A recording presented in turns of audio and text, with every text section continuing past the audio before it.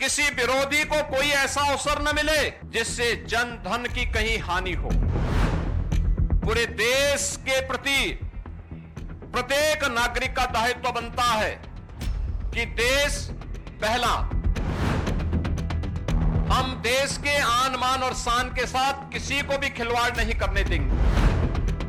उत्तर प्रदेश के मुख्यमंत्री योगी आदित्यनाथ ने ऑपरेशन सिंदूर पर अपने बयान में कहा कि ये आतंकियों को करारा जवाब है। उन्होंने कहा कि जो लोग भारत की बहन बेटियों का सिंदूर छीनने की कोशिश करते हैं, उन्हें अपना खानदान खोना पड़ता है। साथ ही ऑपरेशन प्रधानमंत्री नरेंद्र मोदी और देश की सेना की बहन बेटियों के प्रति संवेदना का प्रतीक है। उन्होंने पहलगाम हमले पर सेना की कार्रवाई को निर्णायक बताया और कहा कि देश की आन बान शान से खिलवाड़ करने वालों को परिणाम भुगतना होगा। योगी आदित्यनाथ ने नागरिकों से सतर्क रहने और राष्ट्रीय सुरक्षा के प्रति अपने कर्तव्यों को पूरा करने का आग्रह किया। उन्होंने कहा कि प्रत्येक नागरिक को ये समझना चाहिए कि आपातकालीन स्थितियों में देश पहले आता है। हमें अपने सुरक्षा बलों के साथ कंधों से कंधा मिलाकर खड़ा होना चाहिए। उन्होंने कहा कि हम देश की आन बान और शान के साथ किसी को खिलवाड़ नहीं करने देंगे। इसके अलावा भारत को सर्वोपरि मानते हुए उन्होंने चेतावनी दी कि जो भारत माता के खिलाफ साजिश करेगा उसे इसके गंभीर परिणाम भुगतने होंगे। सीएम योगी ने बताया कि केंद्र सरकार ने पहले ही देश भर में नागरिक सुरक्षा की तैयारियों का मूल्यांकन करने के लिए मॉक ड्रिल की घोषणा की थी और उत्तर प्रदेश में भी पूरे दिन ऐसे अभ्यास आयोजित किए गए। हाल ही में पहलगाम में हुए आतंकी हमले में एक नेपाली नागरिक सहित 26 लोगों की जान गई। मुख्यमंत्री ने इस हमले के बाद सशस्त्र बलों की त्वरित और प्रभावी कार्रवाई की सराहना की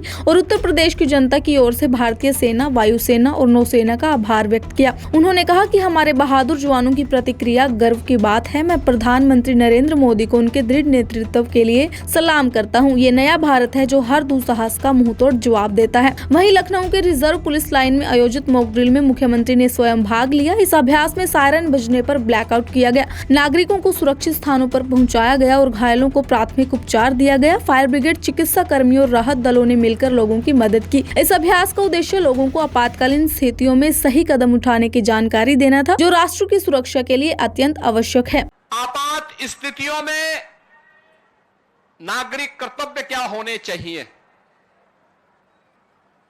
उन कर्तव्यों के प्रति आगाह करने के लिए पूरे देश के अंदर और उत्तर प्रदेश के अंदर भी मॉक ड्रिल का कार्यक्रम आज दिन भर चला है। और इसीलिए हम सभी लोग आज इस मॉक ड्रिल का हिस्सा बनने के लिए एक नागरिक के रूप में आपके बीच में यहां पर उपस्थित हुए हैं।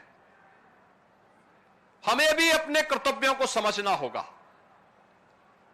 आज जब पूरा देश एकजुट होकर के भारत की बहादुर सेनाओं के पराक्रम का लोहा दुनिया मान रही है, तो हमें भी देश की सेनाओं के साथ सेना, अर्धसेना, पुलिस बल और उन सभी संस्थाओं के मनोबल को बढ़ाने के लिए पूरे मजबूती के साथ उनके साथ खड़ा होना होगा। ये मॉक ड्रिल का कार्यक्रम उसी का हिस्सा है। आपातकालीन कोई स्थिति ऐसी पैदा होती है, उन स्थितियों में हमारा दायित्व बनता है कि दुश्मन को कहीं भी कोई ऐसा अवसर न मिले, किसी विरोधी को कोई ऐसा अवसर न मिले जिससे जन धन की कहीं हानि हो। उससे बचाव करने के लिए क्या उपाय हो सकते हैं? आपने देखा होगा कि किस तरीके से, क्रमबद्ध तरीके से सिविल डिफेंस ने, एनडीआरएफ ने आपके सामने उसका एक प्रदर्शन किया है। और यह केवल एनडीआरएफ या सिविल डिफेंस के लिए ही नहीं, केवल एनसीसी, एनएसएस, स्काउट गाइड या एसडीआरएफ या होमगार्ड या आपदा मित्रों के लिए ही नहीं, आम नागरिकों को भी इनके साथ जुड़ना पड़ेगा, देखना पड़ेगा, अपने कर्तव्यों के प्रति आगाह होना पड़ेगा। और यही वर्तमान समय में पूरे देश के प्रति प्रत्येक नागरिक का दायित्व बनता है कि देश पहला। हम देश के आन बान और शान के साथ किसी को भी खिलवाड़ नहीं करने देंगे। भारत माता के खिलाफ जिन लोगों ने साजिश रची है, इसमें सेना की कार्रवाई का पूरा समर्थन करते हुए प्राण से उनके साथ एकजुट होकर के उनके मनोबल को आगे बढ़ाने के लिए हम भी कार्य करेंगे। और हमारे गांव में, हमारे शहर में, हमारे मोहल्ले में जहां कहीं भी सुरक्षा से संबंधित कोई मामला आता है, जहां कहीं भी देश के आन मान और शान से संबंधित कोई ऐसा पहलू सामने आता है, उसमें हमारी प्राथमिकता में पहले देश होना चाहिए, तब कुछ और होना चाहिए। इस भाव के साथ हम सबको मिलकर के कार्य करना होगा। किसी विरोधी को कोई ऐसा अवसर न मिले जिससे जन धन की कहीं हानि हो। पूरे देश के प्रति प्रत्येक नागरिक का दायित्व बनता है कि देश पहला। हम देश के आन मान और शान के साथ किसी को भी खिलवाड़ नहीं करने देंगे।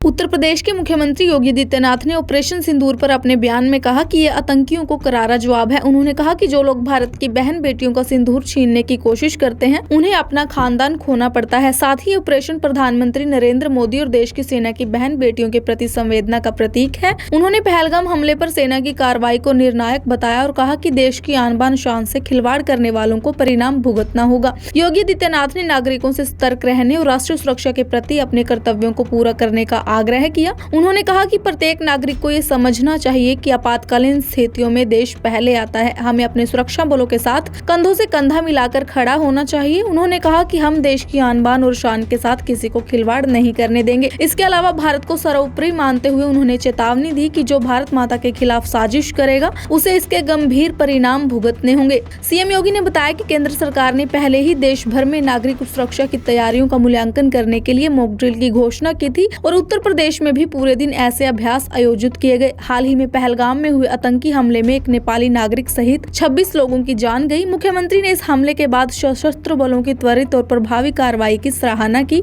और उत्तर प्रदेश की जनता की ओर से भारतीय सेना, वायुसेना और नौसेना का आभार व्यक्त किया। उन्होंने कहा कि हमारे बहादुर जवानों की प्रतिक्रिया गर्व की बात है। मैं प्रधानमंत्री नरेंद्र मोदी को उनके दृढ़ नेतृत्व के लिए सलाम करता हूँ। ये नया भारत है जो हर दुस्साहस का मुंहतोड़ जवाब देता है। वहीं लखनऊ के रिजर्व पुलिस लाइन में आयोजित मॉक ड्रिल में मुख्यमंत्री ने स्वयं भाग लिया। इस अभ्यास में सायरन बजने पर ब्लैकआउट किया गया, नागरिकों को सुरक्षित स्थानों पर पहुंचाया गया और घायलों को प्राथमिक उपचार दिया गया। फायर ब्रिगेड, चिकित्सा कर्मियों और राहत दलों ने मिलकर लोगों की मदद की। इस अभ्यास का उद्देश्य लोगों को आपातकालीन स्थितियों में सही कदम उठाने की जानकारी देना था, जो राष्ट्र की सुरक्षा के लिए अत्यंत आवश्यक है। आपात स्थितियों में नागरिक कर्तव्य क्या होने चाहिए,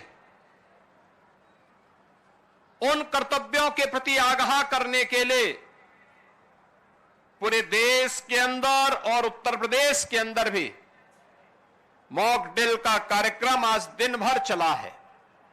और इसीलिए हम सभी लोग आज इस मॉक ड्रिल का हिस्सा बनने के लिए एक नागरिक के रूप में आपके बीच में यहां पर उपस्थित हुए हैं। हमें भी अपने कर्तव्यों को समझना होगा। आज जब पूरा देश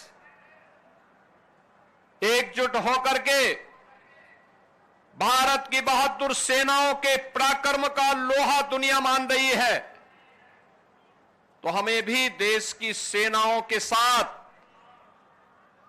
सेना, अर्धसेना, पुलिस बल और उन सभी संस्थाओं के मनोबल को बढ़ाने के लिए पूरे मजबूती के साथ उनके साथ खड़ा होना होगा।